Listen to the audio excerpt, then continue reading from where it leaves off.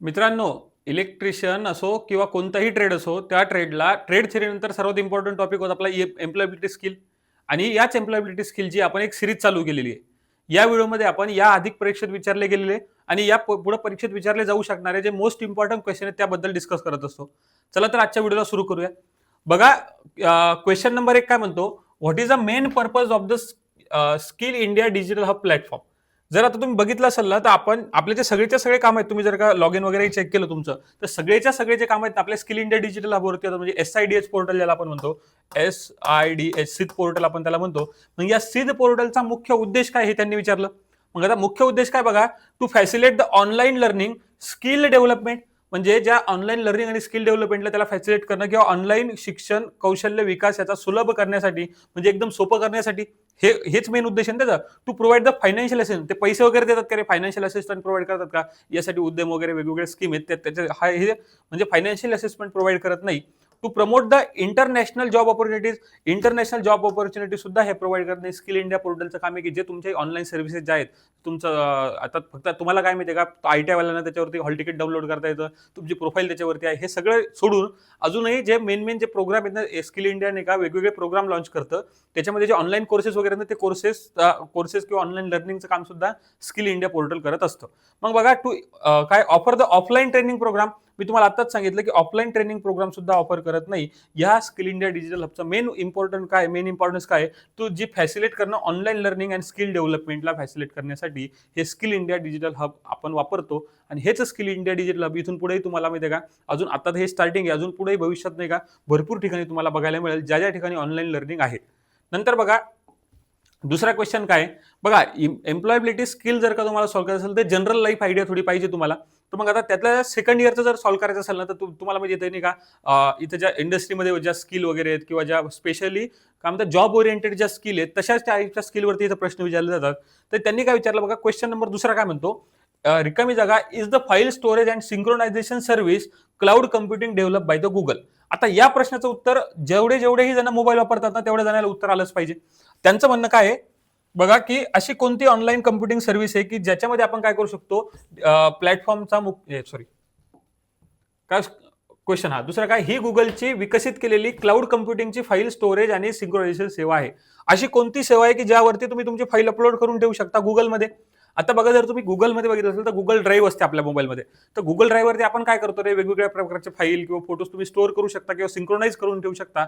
Synchronise करणं म्हणजे काय, तुमच्या मोबाईलमध्ये ती फाईल आहे आणि त्याच फाईलला तुम्ही ऑनलाईन एखाद्या जर समजा तुम्ही ऑनलाईन एखाद्या ठिकाणी स्टोअर करून ठेवता, याला क्लाउड कम्प्युटिंग म्हणते किंवा क्लाउड बेस्ड सर्व्हिस म्हणते. तर गुगलची कोणती क्लाउड सर्व्हिस आहे, तर गुगलची जर बघितलं असेल तुम्ही तर गुगलची गुगल ड्राईव्ह जी आहे ना, ती गुगल ड्राईव्हची म्हणजे गुगलची कम्प्युटिंग सर्व्हिस आहे. तसंच अमेझॉन वेब म्हणजे अमेझॉनचं AWS सर्व्हर पण आहे. जसं गुगलचं गुगल ड्राईव्ह आहे तसं अमेझॉनचं AWS असतं. तर हे लक्षात इथे गुगलचं विचारलं म्हणजे ऑप्शन नंबर ए बरोबर उत्तर राहणार. नंतरचा प्रश्न बघा, a person with a high emotional intelligence haves. असा एखादा पर्सन ज्याच्यामध्ये इमोशनल इंटेलिजन्स जास्त आहे, म्हणजे तो काय हुशार आहे. आता बघा, एखादा जर हुशार व्यक्ती असेल, इमोशनल इंटेलिजन्स म्हणजे तो नाही का भावनिक दृष्ट्या काय हुशार आहे. मग आता तशा व्यक्तीकडे काय असतं त्यांनी विचारलं, बघा तो हुशार आहे म्हणल्यावर मी तुम्हाला काय सांगितलं, जसंही लक्षात राहा, ES सॉल्व्ह करताना काय चांगल्या ज्या प्रॉपर्टीज त्याच्यावरती जास्त फोकस केला जातो. Has a lot of negative quantity. त्याच्याकडे बघा निगेटिव्ह क्वालिटीज असतात का रे, तो नकारात्मक असतो का नसतो, नकारात्मक नसतो. जो की आहे काय सांगितलं, हा इमोशनल इंटेलिजन्स येतो. इंटेलिजन्स म्हणजे हुशार आहे. तर हुशार व्यक्ती कधी निगेटिव्ह राहतात का, निगेटिव्ह क्वालिटीज त्यांच्याकडे नसतात. फिजिकल स्ट्रेंथचा आणि इमोशनल इंटेलिजन्सचा काय संबंध राहत नाही, म्हणजे ऑप्शन नंबर बी सुद्धा कटलं. इगो असतो का रे, हुशार व्यक्ती कधीच इगो नसतो हुशार व्यक्तींना, म्हणजे सी पण कटलं. तर ऑप्शन नंबर डी काय म्हणतो बघा, लॉट ऑफ पॉझिटिव्ह क्वालिटी. असे व्यक्ती जे हाय इमोशनल इंटेलिजन्स आहेत त्या व्यक्तीकडे काय असतो, हाय पॉझिटिव्ह म्हणजे काय पॉझिटिव्ह क्वालिटीज त्यांच्याकडे जास्त असतात. म्हणजे ऑप्शन नंबर डी काय राहणार या प्रश्नाचं बरोबर उत्तर राहणार आहे. नंतरचा क्वेश्चन बघा, learning a new skill to do fundamentally the same nature of task is called. आता बघा काय, मी याचं एक्झाम्पल सांगतो तुम्हाला. काय सांगितलं, मूलतः त्याच प्रकारचे काम करण्यासाठी नवीन कौशल्य शिकण्यास आपण काय म्हणत असतो. आता फॉर एक्झाम्पल सांगतो मी तुम्हाला, की एखादा व्यक्ती आहे तो सध्या जॉब करत आहे आणि त्याच जॉब रिलेटेड त्याने जर का अजून नवीन गोष्टी शिकल्या. एक्झाम्पल सांगतो, आता आम्ही टीचर आहे. आता टीचिंग करत असताना जर का समजा मी काय केलं, की आता जसं AI वगैरे या टीचिंग क्षेत्रात चालू आहे, मी त्याचा वापर करणं शिकलो टीचिंगच्या संदर्भात.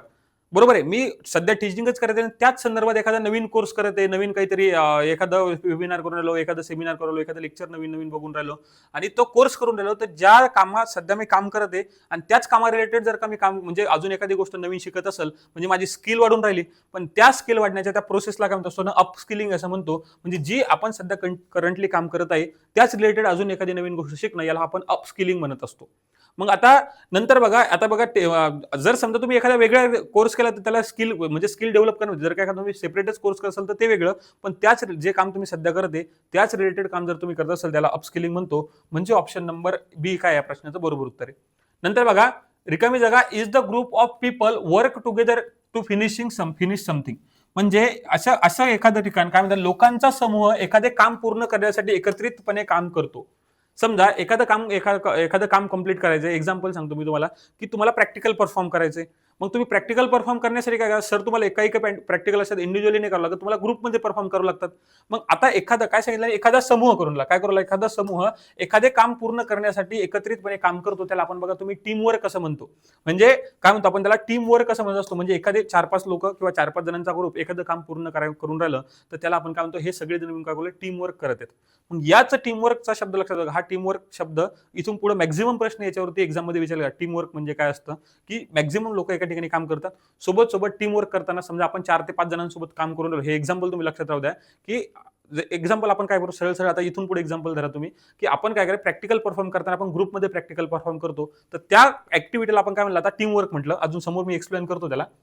नंतर बघा, क्वेश्चन काय विचारला, व्हॉट डज वर्किंग टुगेदर मीन. म्हणजे एखाद्या ठिकाणी तुम्ही एकत्रितपणे काम करणं म्हणजे काय करायला पाहिजे तुम्ही, म्हणजे काय त्यांनी काय सांगितलं, एकत्रित चांगले काम करणं म्हणजे काय. आता बघा, मॅक्झिमम जण काम करतात, पण चांगलं काम करणं म्हणजे काय एकत्रितपणे.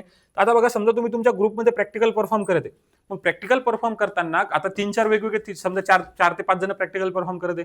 त्यातला काही जणांचं नाही का वायरिंग स्किल चांगली असते, काही जणांना नाही का म्हणजे त्यांना काही जणांना नाही का, ज्याला आपण म्हणतो त्याला मीटरचे कनेक्शन वगैरे लवकर समजतात, कोणाला रीडिंग चांगल्या प्रकारे घेता येते. मग ह्या सगळ्या गोष्टी एकत्रितपणे म्हणजे तुम्ही जर का सर्वांनी थोडे एफर्ट लावले, तुम्ही प्रॅक्टिकल चांगलं परफॉर्म करू शकता. मग त्यांनी तेच विचारलं, की चांगलं काम करणं म्हणजे काय. बघा, शेअरिंग आयडियाज. म्हणजे एखादी नवीन आयडिया आली तुम्हाला, की तुमच्या आयडिया एकमेकांना काय करणं, शेअर करणं, एकमेकांचं ऐकून घेणं. सोबत ग्रुपमध्ये काम करत असताना आपण आपली आयडियाही शेअर केली पाहिजे, लोकांचं ऐकूनही घेतलं पाहिजे. सोबत फाइंडिंग सोल्युशन टुगेदर. म्हणजे जेही एखादा प्रॉब्लेम जर तुम्हाला आला तर त्यावरती सोल्युशनही तुम्ही काय केलं, एकत्रितपणे काय केलं पाहिजे, सोल्युशन फाइंड केलं पाहिजे. यालाच आपण म्हणतो, की तुम्ही जे काम सोबत करून राहिले हे चांगल्या प्रकारचं काम, म्हणजे चांगल्या पद्धतीनं काम सोबत करत आहेत. जर एखाद्या ग्रुपमध्ये बघा, तुम्ही जर का तुमचे 4 मित्र आहेत, ते एकमेकांसोबत जर बोलत नसाल म्हणजे ते आयडिया शेअर करणार नाही, ते एकमेकांचं ऐकूनही घेणार नाही आणि त्या ग्रुपचं प्रॅक्टिकल चांगल्या प्रकारे परफॉर्म सुद्धा होणार नाही. म्हणून जर तुम्हाला चांगल्या प्रकारे सोबत काम करायचं असेल तर तुम्ही आयडियाही शेअर केल्या पाहिजे. नंतर जे सोल्युशन, जे काही प्रॉब्लेम आला त्या प्रॉब्लेमवरती सोल्युशनही तुम्ही काय केलं पाहिजे, एकत्रित मिळून सोल्युशन फाइंड करायला पाहिजे.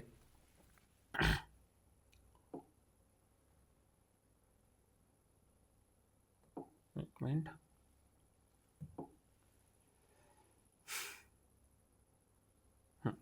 बघा, म्हणजे या प्रश्नाचं बरोबर उत्तर ऑप्शन नंबर 1 राहणार आहे या प्रश्नाचं बरोबर उत्तर राहणार आहे. नंतरचा क्वेश्चन बघा, क्वेश्चन नंबर 7 काय म्हणतो, अ करिक्युलम विटा इज ऑल्सो नोन ॲज. आता या आधीच्या लेक्चरमध्ये मी तुम्हाला रेझ्यूम सांगितलं होतं. बघा, रेझ्यूम म्हणजे काय असतं, की अशी गोष्ट ज्या ठिकाणी बघा तुम्हाला आता जॉबला जायचं इंडस्ट्रीमध्ये. मग जॉबला जाण्यासाठी एखाद्या कंपनीला तुम्हाला तुमचा नाही का रेझ्यूम पाठवावा लागतो. मग त्या रेझ्यूम मध्ये काय राहतं, तुम्ही कुठे कितीपर्यंत शिकले, तुमचा वैयक्तिक पर्सनल इन्फॉर्मेशन, तुमचा मोबाईल नंबर काय आहे, तुमचा ईमेल आयडी काय आहे, तुम्ही 10वी कुठून केली, 12वी कुठून केली, त्याच्यामध्ये तुम्हाला किती मार्क्स पडले, याला आपण नाही का रेझ्युमे म्हणतो. काय म्हणतोय हे ज्याच्यात असतं ना, याला रेझ्युमे असं म्हणतो. आणि याच रेझ्युमेला दुसरा जो शब्द याला म्हणतो सीव्ही किंवा याला करिक्युलम व्हिटा, याला स्लॅशमध्ये सीव्ही असं सुद्धा म्हणत असतो. आणि हे मी तुम्हाला आधीच्या लेक्चरमध्ये एक्सप्लेन केलं होतं, की मग या सीव्ही मध्ये काय असतं रे, तुमचं काय असतं, की तुमचा पर्सनल डेटा म्हणजे तुमची information, general information, educational information या सीव्ही मध्ये असते. आणि याच सीव्हीला आपण काय म्हणतो, लिव्ह ऍप्लिकेशन रेझ्युमे, म्हणजे ऑप्शन नंबर डी रेझ्युमे असं सुद्धा म्हणत असतो. नंतरचा क्वेश्चन बघा, while working on a project other teammates which this make a good team player. इतर टीम सदस्यांसोबत प्रकल्पावरती काम करताना चांगले प्लेअर कोण ठरतं. आता मी तुम्हाला आता तेच सांगितलं, परत एक एक्झाम्पल पकडू आपण, की तुम्हाला काय करायचं, सोबत एक प्रॅक्टिकल परफॉर्म करायचे. मग जर एक प्रॅक्टिकल परफॉर्म करायचं असेल तर चांगल्या प्रकारे प्रॅक्टिकल कधी परफॉर्म होणार रे. बघा, not listing dot teammates and ideas option.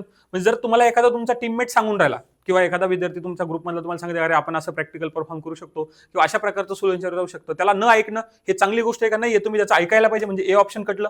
To sharing the ideas to help the team work faster. मग एखाद्यानं एखादी आयडिया शेअर केली, समजा एखादी आयडिया दिली, तर त्या आयडियावरती काय आयडिया शेअर करणं आणि सोबत सोबत त्याला काय टीमचे काम जलद होण्यासाठी कल्पना शेअर करणे हे तुम्ही करू शकता. म्हणजे काय सांगता, वर्किंग एखादं काम करताना तुम्ही चांगला प्लेअर कोण ठरतो, हाच ठरतो की जर तो एखादी आयडिया त्याला आली, त्यांनी ती शेअर केली आणि दुसऱ्याचं ऐकून घेतलं. मी तुम्हाला आधीच्या एक्झाम्पलमध्ये सांगितलं.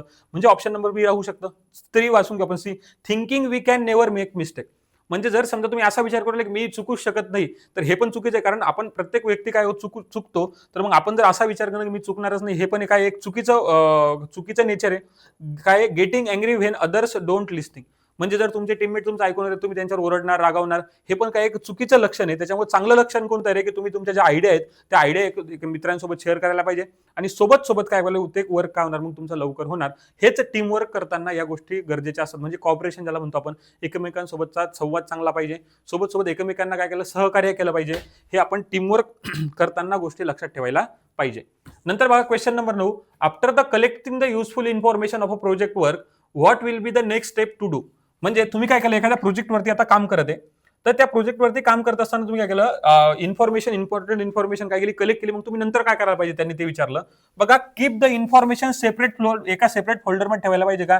म्हणजे बघा, आता काय असतं कंपनीमध्ये, ज्यावेळेस तुम्ही एखाद्या प्रोजेक्टवरती काम करताना जनरल सर्व्हरवरती त्याचा फोल्डर बनवतात आणि त्या फोल्डरवरती काही इम्पॉर्टंट इन्फॉर्मेशन आपण ठेवून देत असतो. मग त्यांनी काय म्हणलं, वेगळ्या फोल्डरमध्ये नेऊन ठेवायची का. नाही, असं करणार का आपण, नाही करणार. मिक्सअप ऑल इन्फॉर्मेशन, म्हणजे सगळी माहिती एकत्र टाकून द्यायची का. म्हणजे इकडची दुसऱ्या प्रोजेक्टची माहिती, याची माहिती, मग एकत्र टाकल्याचा म्हणजे गैरफायदा काय होतो की बाबा आपल्याला वेळेवर सापडणार नाही. म्हणजे हे पण आपण नाही करायला पाहिजे. मग काय, read through the information and mark the important point. म्हणजे जी इन्फॉर्मेशन आपण कलेक्ट केलेली ती काय तुम्ही वाचायला पाहिजे. वाचल्यानंतर जे इम्पॉर्टंट गोष्टी त्यातल्या त्या काय मार्किंग करून ठेवायला पाहिजे. म्हणजे जेणेकरून तुम्ही तुमच्या टीममेट्सला वगैरे सांगणार त्यावेळेस त्या काय देतील, सोप्या जातील. आणि हेच तुम्ही करायला पाहिजे जेव्हा एखादी इन्फॉर्मेशन तुम्ही कलेक्ट करता. म्हणजे ऑप्शन नंबर सी या प्रश्नाचं करणार आहे बरोबर उत्तर आहे. आता चौथा पॉईंट काय म्हणतो बघा, share all information with a को वर्कर. म्हणजे जे तुमच्यासोबत काम करेल सगळी इन्फॉर्मेशन त्याच्यासोबत शेअर करून द्या. असं केलं तर काय होणार आहे मला सांगा. इम्पॉर्टंट पॉईंट, जे इम्पॉर्टंट पॉईंट ते सुद्धा तुम्ही त्यांच्यासोबत शेअर करून देणार. तर आधी काय, एखाद्याला गोष्ट सांगण्याआधी काय करा, इम्पॉर्टंट पॉईंट काय करून ठेवा, हायलाईट करून ठेवा आणि नंतर त्यांना तुम्ही चांगल्या प्रकारे सांगू शकता. म्हणजे ऑप्शन नंबर सी या प्रश्नाचं बरोबर उत्तर राहणार आहे. नंतर बघा, complete the sentence with a suitable describe word. आता हे काय करायचं, सेंटेन्स कंप्लीट करायचं, याच्यामध्ये एक वाक्य ठेवून पाहिजे. आता वाक्य काय बघा, देअर इज अ रिकामी जागा, garden with a lovely flower. काय, तिथे एक गार्डन आहे, त्याच्यात कसे चांगले फ्लावर आहेत. मग आता ह्याच्यात कोणता शब्द चांगला बसतो बघा. आता आपण काय म्हणणार, there is a big garden, मोठं गार्डन म्हणू का, नाही, लवली फ्लावर म्हणजे आपण काय इमोशनल असे दाखवले, खूप चांगलं गार्डन आहे. मग आपण काय म्हणणार, देअर इज अ, बघा बिग नाही टाकू शकत, गुड पण नाही. आता बघा, ब्युटिफुल जर का हा शब्द उचलून इथे टाकला, there is a beautiful garden, आपण काय तिथं खूप सुंदर गार्डन आहे आणि त्याच्यामध्ये काय फुलं पण खूप छान लागलेली आहेत. म्हणजे काय, ऑप्शन नंबर बघा सी या प्रश्नाचं बरोबर उत्तर राहू शकतं. अशा याच्यात काय करायचं की ते ऑप्शन नाही तिथे ठेवून बघा आणि जे आपल्याला ऐकायला वाचायला चांगलं वाटेल तशा प्रकारचं ऑप्शन बरोबर राहतं. पण याच्याच बरोबर काय, there is a beautiful garden with a lovely flower, म्हणजे ऑप्शन नंबर सी काय राहणार आहे या प्रश्नाचं बरोबर उत्तर राहणार आहे. नंतर बघा, which of the following an example of positive attitude. खालीलपैकी पॉझिटिव्ह ॲटिट्यूडचा एक्झाम्पल कोणता आहे. आपण बघा, प्रत्येक वेळेस जर का तुम्ही एखादी गोष्ट ऐकली असेल, एखादा मोटिवेशनल स्पीकरचं मोटिवेशन जरी ऐकलं असेल, तो काय म्हणतो, ॲटिट्यूड पॉझिटिव्ह पाहिजे, आपला पॉझिटिव्ह ॲटिट्यूड पाहिजे. मग नेमकं पॉझिटिव्ह ॲटिट्यूड ठेवणं म्हणजे काय. आता पॉझिटिव्ह ॲटिट्यूड ठेवणं म्हणजे तुम्हाला सांगतो की एखादा प्रॉब्लेम तुमच्या समोर आला, मग आता पॉझिटिव्ह, जर एखाद्या व्यक्ती जर पॉझिटिव्ह ॲटिट्यूड असेल तर प्रॉब्लेम आला तर काय मॅक्झिमम जण काय, अरे यार मला हे जमूनच नाही राहिलं, मी करणं म्हणजे जमतच नाही, मार्क्सच येऊन राहिले टेस्टमध्ये, किंवा मग आता सोडून देणं किंवा त्याच्यावरतीच त्या प्रॉब्लेमवरतीच फोकस करत बसणं आणि सोबत त्याच्यावरती काही सोल्युशन न काढणं, मग याला म्हणते निगेटिव्ह ॲटिट्यूड. मग पॉझिटिव्ह ॲटिट्यूड ठेवणं म्हणजे काय की ठीक आहे, आता प्रॉब्लेम आला ना, याच्यावरती काहीतरी सोल्युशन काढू, याच्यासाठी काहीतरी काम करू, त्याच्यावरती काम करून सोल्युशन काढून ते काय करायला, काम पूर्ण करायला पाहिजे, याला आपण पॉझिटिव्ह ॲटिट्यूड म्हणतो. मग पॉझिटिव्ह ॲटिट्यूडचं काय म्हणते, खालीलपैकी कोणतं एक्झाम्पल आहे positive. Giving up easily when facing the challenge, म्हणजे आव्हान आल्यावर लगेच काय करा, हार म्हणून टाका. म्हणजे समजा तुम्हाला असं वाटलं की बाबा हे जमत नाही, लगेच सोडून द्या, हे करणार का तुम्ही, नाही, हे निगेटिव्ह ॲटिट्यूडचं एक्झाम्पल झालं, हे तुम्ही नाही करायला पाहिजे. Complaining about the very task, म्हणजे एव्हरी टास्क, म्हणजे एखादं काम आलं त्याच्या प्रत्येक कामाविषयी कंप्लेंट करायची की अरे यार ते टेस्टमध्ये का मार्क पडले नाही, कारण पेपर व्यवस्थित नव्हता, किंवा त्याला काय म्हणणार तुम्ही, काहीतरी निगेटिव्ह त्या गोष्टीबद्दल बोलणं, म्हणजे कंप्लेंट करत राहणं, हे पण एका निगेटिव्ह ॲटिट्यूडचं एक्झाम्पल आहे. Looking for the solution instead of focusing on the problem. म्हणजे एखाद्या त्या प्रॉब्लेमवरती फोकस करण्यापेक्षा नेमकं त्याचं काय करायला तुम्ही सोल्युशन काढायला पाहिजे. आणि हेच पॉझिटिव्ह, म्हणजे ज्याचा पॉझिटिव्ह ॲटिट्यूड असतो तो व्यक्ती तोच करतो की त्याच्यावरती तो प्रॉब्लेमवरती फोकस करत नाही. तो काय करतो, त्या प्रॉब्लेमवरती फोकस करण्यापेक्षा काय सोल्युशन याच्यावरून आपल्याला काढतील त्याच्यावरती फोकस करत असतो. म्हणजे ऑप्शन नंबर सी काय राहणार या प्रश्नाचं बरोबर उत्तर राहणार आहे की पॉझिटिव्ह ॲटिट्यूड कसा असला पाहिजे. एखादा प्रॉब्लेम तुमच्या समोर आला, त्या प्रॉब्लेमवरती फोकस न केल्यापेक्षा त्याच्यावरती सोल्युशन तुम्हाला नेमकं काय काढता येईल याच्यावरती तुम्ही फोकस करायला पाहिजे. नंतर बघा question number 12, which of the following is a benefit of teamwork. आता मी काय सांगितलं की जो टीमवर्क, आपण टीमवर्क करणार म्हणजे काय करणार, एक 4-5 जण मिळून एखाद्या गोष्टीवरती काम करणार, त्याचा त्यांनी बेनिफिट विचारला काय येतं. बघा काय सांगितलं, इन्क्रीज कॉन्फ्लिक्ट म्हणजे संघर्ष वाढतो असं होतं, म्हणजे टीमवर्क नाही. बघा टीमवर्क आपल्याला चांगल्या पद्धतीने टीमवर्क करायचंय. बेटर प्रॉब्लेम सॉल्व्हिंग, आता याचं बघा बेटर म्हणजे जर का तुम्ही 4-5 व्यक्ती एका गोष्टीवरती काम करत आहे तर प्रॉब्लेम सॉल्व्हिंग चांगलं होते, बरोबर आहे. मला सांगा, जर समजा एक 4 व्यक्ती चार वेगवेगळे जण वेगवेगळे ओपिनियन देणार, त्यापैकी आपण काय करणार की म्हणजे आपल्याला एखादा प्रॉब्लेम आला तर 4 जण त्याच्यावरती विचार करणार आणि 4 जण विचार करून एखादं चांगलं सोल्युशन त्याच्यावरती काढणार. म्हणजे बेटर प्रॉब्लेम सॉल्व्हिंग होत असतं केव्हा, जेव्हा तुम्ही टीमवर्क करत असता. म्हणजे ऑप्शन नंबर बी बरोबर आहे. मग बघा लेस कम्युनिकेशन कमी होतं का नाही, उलट मॅक्झिमम जण कम्युनिकेशन करून त्याच्यावरती काय करतात, सोल्युशन काढतात. आणि रिड्यूस प्रोडक्टिव्हिटी रिड्यूस होते. म्हणजे बघा असं एखादं काम आहे, एक काम करायला एका जणाला 5 दिवस लागतात, तेच जर का 4 जणांनी मिळून केलं कदाचित ते 2 दिवसात करतील किंवा एकाच दिवसात कंप्लीट करतील. म्हणजे प्रोडक्टिव्हिटी काय होतं, इन्क्रीज होत असते. यांनी चुकीचं दिलं. म्हणजे बघा या सगळ्या ऑप्शनपैकी ऑप्शन नंबर बी काय राहणार आहे प्रश्नाचं बरोबर उत्तर राहणार आहे. नंतर हा क्वेश्चन बघा, what is the first step of preparing the resume. आता मी तुम्हाला आधीच सांगितलं की रेझ्युमे म्हणजे काय असतं, की असा गोष्ट जी तुम्हाला म्हणजे काय करायचं, जॉबला अप्लाय करण्यासाठी जे तुम्ही ज्याच्यावरती तुमची इन्फॉर्मेशन ठेवता, इन्फॉर्मेशन टाकता, त्या इन्फॉर्मेशन म्हणजे त्याचं बेसिक इन्फॉर्मेशन असतं, पर्सनल इन्फॉर्मेशन असेल, तुमची कम्युनिकेशन इन्फॉर्मेशन असेल, तुमचं एज्युकेशनल इन्फॉर्मेशन असेल, हे रेझ्युमेमध्ये आपण टाकतो. मग त्यांचं म्हणणं आहे की बेसिक पहिली स्टेप काय आहे की ज्यावेळेस तुम्ही रेझ्युम प्रिपेअर करणार, मला सांगा रेझ्युम प्रिपेअर करताना डायरेक्ट तुम्ही तुमच्या हॉबीज त्याच्यावर मेन्शन करणार केलं की मला पोवायला आवडतं, मला डान्स करायला आवडतं, हे मेन्शन करणार का, नाही करायला पाहिजे ना. पहिली स्टेप हे करणार, पण रिलेटेड हॉबीज आपल्याला काय करावं लागतात, प्लेस करावं लागतात. लगेच पहिल्या स्टेपमध्ये हॉबी लिहित नाही. Collect the personal and educational details. बघा मी तेच सांगितलं तुम्हाला की रेझ्युमेचा काय अर्थ असतो, की तुम्हाला जॉबसाठी अप्लाय करायचंय, मग त्या ठिकाणी तुमची पर्सनल इन्फॉर्मेशन टाकावं लागेल. तुमचं गाव, तुमचं नाव, तुमचा मोबाईल नंबर, तुमचा ईमेल आयडी, हे कामीच आहे. आणि सोबत तुमचे एज्युकेशनल डिटेल्स पण टाकावं लागेल, कारण तुम्ही एखाद्या कंपनीमध्ये अप्लाय करत आहे. त्या कंपनीमध्ये अप्लाय करताना तिथं त्यांना समजायला पाहिजे तुमचा ITI झालेला आहे, तुमचं 10वी कुठून झालं, 10वीत किती मार्क्स होते, 12वीत किती मार्क्स होते. मग तुम्ही काय करणार, एज्युकेशनल आणि पर्सनल डिटेल कलेक्ट करणार. म्हणजे ही पहिली स्टेप असायला पाहिजे रेझ्युमे प्रिपेअर करताना. ऑप्शन नंबर बी या प्रश्नाचं बरोबर उत्तर आहे. तरी सी बघा, ऍड रेफरन्सेस, संदर्भ जोडणे काही नाही. काय मेन्शन सॅलरी एक्सपेक्टेशन, म्हणजे पहिलंच म्हणजे तुमचा रेझ्युम बनलाही नाही, तुम्ही रेझ्युम बनायच्या आधी सॅलरी एक्सपेक्टेशन टाकणार, ही सुद्धा चुकीची गोष्ट आहे. म्हणजे ऑप्शन नंबर बी का राहणार या प्रश्नाचं बरोबर उत्तर आहे. नंतर बघा question number 14, which quality helps a person work effectively with others. म्हणजे एखाद्या व्यक्तीला जर दुसऱ्या व्यक्तीसोबत काम करायचं असेल चांगल्या पद्धतीने, त्याच्याकडे कोणती क्वालिटी असली पाहिजे. मी तुम्हाला आताच सांगितलं बघा, इतरांसोबत प्रभावीपणे काम करण्यासाठी कोणता गुण मदत करतो. आता समजा एखादा व्यक्ती भांडखोर आहे, की तो प्रत्येकासोबत भांडतच राहतो, तर मग तो त्याच्या दुसऱ्यासोबत त्याचं पटतं करायला लवकर नाही पटत. मग तशा व्यक्ती तो इफेक्टिव्हली कामच करू शकत नाही, म्हणजे भांडखोर नसला पाहिजे. बघा जर एखादा व्यक्ती काय इन ॲरोगन्स म्हणतो मी, तर तेच सांगितलं की तो व्यवस्थित एकदा रिस्पॉन्स करत नाही, व्यवस्थित बोलणं नाही त्याचं, तरी तो काय करू शकतो, दुसऱ्यासोबत इफेक्टिव्हली काम करू शकत नाही. तो आळशी असेल, मला सांगा त्याचे टीममेट त्याला काम सांगून राहिले, तो आळशी आहे, तर तो आळशी असेल तरी तो त्या म्हणजे टीम सोबत चांगल्या प्रकारे काम करू शकणार नाही. आणि सोबत ज्या व्यक्तीला राग जास्त येतो तो सुद्धा प्रॉपर टीमवर्क करू शकत नाही, म्हणजे टीम सोबत काम करू शकणार नाही. या तिन्ही क्वालिटी जर का तुमच्याकडे असेल तर तुम्ही टीम सोबत चांगलं काम करू शकणार नाही. पण मी तुम्हाला आत्ताच सांगितलं की आपली सहकार्याची भावना असली पाहिजे, म्हणजे कॉर्पोरेशन असलं पाहिजे, म्हणजे एकमेकांना सहकार्य केलं पाहिजे आपण टीम सोबत काम करताना. आणि हीच क्वालिटी कशी करते एखाद्या व्यक्तीमध्ये असली पाहिजे ज्यावेळेस तो काय करत असतो, टीमवर्क करत असतो. नंतरचा क्वेश्चन बघा, which of the following is a cloud storage service. मी आताच मगाशी पहिल्या क्वेश्चन मध्ये हे सांगितलं होतं की क्लाउड स्टोरेज सर्व्हिस म्हणजे काय, की एखादी गोष्ट आपण काय करू शकतो, मोबाईलमध्ये तर करतो, पण आपल्या एखाद्या ऑनलाईन एखाद्या ठिकाणी स्टोअर करून ठेवणं. फॉर एक्झाम्पल सांगतो मी तुम्हाला. आता बघा तुमच्याकडे समजा काय आहे की मोबाईलमध्ये तो तुमचा फोटो आहे, समजा तुमचा मार्कशीटचे वगैरे फोटो ठेवलेला आहे, पण काय होतं प्रत्येक समजा एखाद्या वेळेस तुमच्याकडे मोबाईल नसला आणि तुम्हाला जर का तो फोटो वगैरे पाहिजे असेल किंवा तो एखादी फाईल पाहिजे असेल, तर जर तुम्ही त्याला ऑनलाईन अपलोड करून ठेवलेली असेल तुमच्या जीमेल आयडी वरती, तुम्ही फक्त कोणताही मोबाईल असो, कोणताही डिव्हाइस, त्याच्यामध्ये तुमचा लॉगिन आयडी पासवर्ड टाकून काय करू शकता, ती फाईल डाउनलोड करून घेऊ शकता. याला म्हणतात क्लाउड बेस्ड सर्व्हिस. आता क्लाउड बेस्ड सर्व्हिसमध्ये आपण काय करतो, आपला इम्पॉर्टंट डेटा जो असेल, फोटो वगैरे असतील, इमेजेस असतील, ते एखाद्या क्लाउड स्टोरेज डिव्हाइसवरती आपण काय करू शकतो, स्टोअर करून ठेवतो. आणि मग वेगवेगळ्या क्लाउड स्टोरेज सर्व्हिसेस प्रोव्हाइड करणाऱ्या कंपनी आहेत. त्याच्यापैकी गुगलची जी कंपनी आहे ना, तिला आपण काय म्हणतो, गुगल ड्राईव्ह. आता हे सर्वांना माहिती आहे, पहिल्या क्वेश्चनमध्ये मी एक्सप्लेन केलं की गुगल ड्राईव्ह खालीलपैकी कोणती आहे. गुगल ड्राईव्ह ही काय एक क्लाउड स्टोरेज सर्व्हिस प्रोव्हाइड करणारी कंपनी आहे. कीबोर्ड, प्रिंटर आणि स्कॅनर हे काही डिव्हाइसेस झाले.